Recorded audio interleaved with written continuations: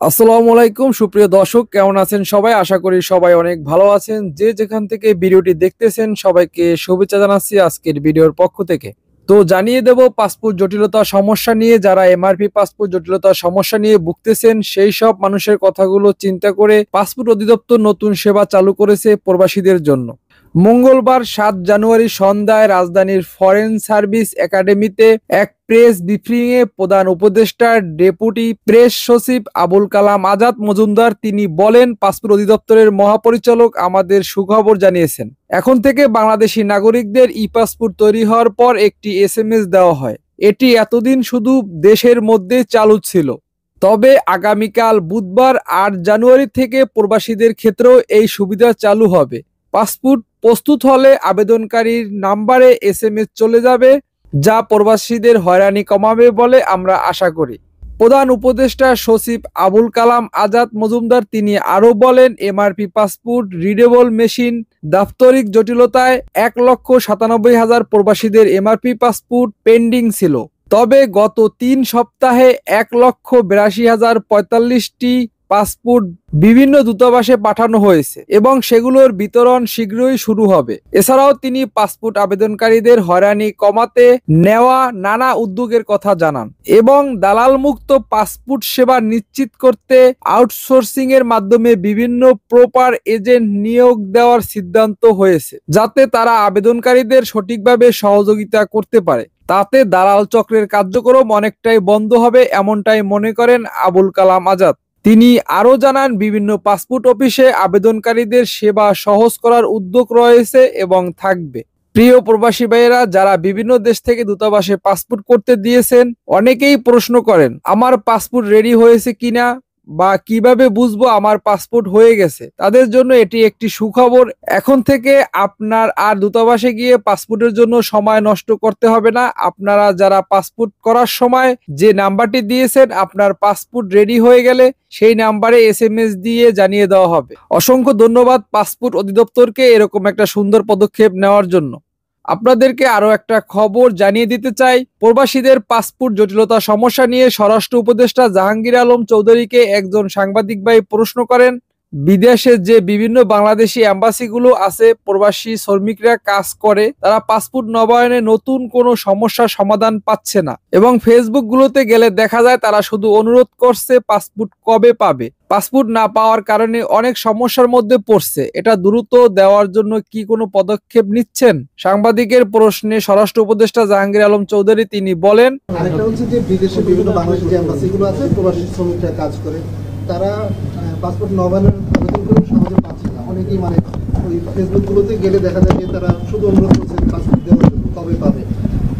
Passport না পাওয়ার কারণে তারা সমস্যার মধ্যে পড়ছে। এইটা দ্রুত দেওয়ার কোনো এইটা দ্রুতই, যে কিছুক্ষণ আগে ডিজি মহোদয় বলছেন যে যতগুলি পাসপোর্ট আমরা এমআরপি এখান থেকে পাঠানো হয়েছে অতগুলি ডিস্ট্রিবিউশন ওই জায়গা থেকে হয় নাই।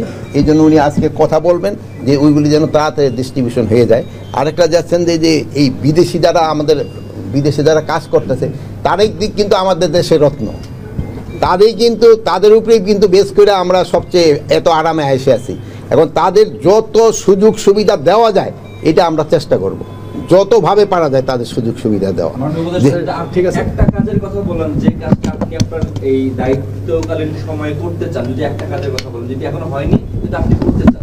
কোন কাজটা আপনি চান? পাসপোর্ট অধিদপ্তরের এমন আমি পাসপোর্টের অধিদপ্তরে চাই আমার দায়িত্বকালে যেন ই পাসপোর্ট হয়ে যায়, সব একেবারে ইলেকট্রনিক পাসপোর্ট যেন করে যেতে পারি সবার জন্য ইলেকট্রনিক। আপনারা অনেকে জানেন, আপনারা পাসপোর্ট সম্বন্ধে অনেকে অনেক কথাও লিখে থাকেন।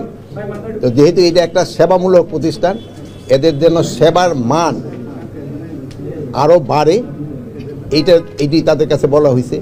তা আপনারা জানেন যে হ্যাঁ, এই প্রতিষ্ঠানে আগে যে পরিমাণ দুর্নীতি হতো, এই দিদি আসার পরে অনেকটা কমছে, বাট এইটারে আরও কমে আনতে হবে। এখনও কিন্তু পাসপোর্টের লোকজনের পেতে অনেক সময় অনেকটা হেসেল পোহাইতে হয়। এটারে কীভাবে আরও কমায় আনন যায় এই ব্যাপারে কিন্তু এখানে আলাপ হয়েছে। ডিজিটে বলা হয়েছে, উনি তো চেষ্টা করতেছে, বাট উনি তো জিরো লেভেলে এখন পর্যন্ত আনতে পারেনি। এখানে ধরনের যে আনসার আছে তারা অনেক সময় হয়।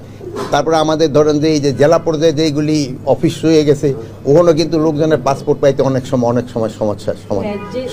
আর প্লাস আমাদের একটা ওই যে এমআরপি পাসপোর্টের যে একটা সমস্যা ছিল, এটা ইনফ্যাক্ট এই পাসপোর্ট ডিপার্টমেন্টের জন্য হয় নাই, এটা হচ্ছে অন্য একটা কারণে। এটা যদি আপনারা অনুসন্ধান করেন বাইর করতে পারবেন। এটা আগের সরকারের একটা সমস্যা, ওইটা এগোঘাড়া এসে চাপ ছিল, কিন্তু এই সমস্যাটাও সমাধান হয়ে গেছে।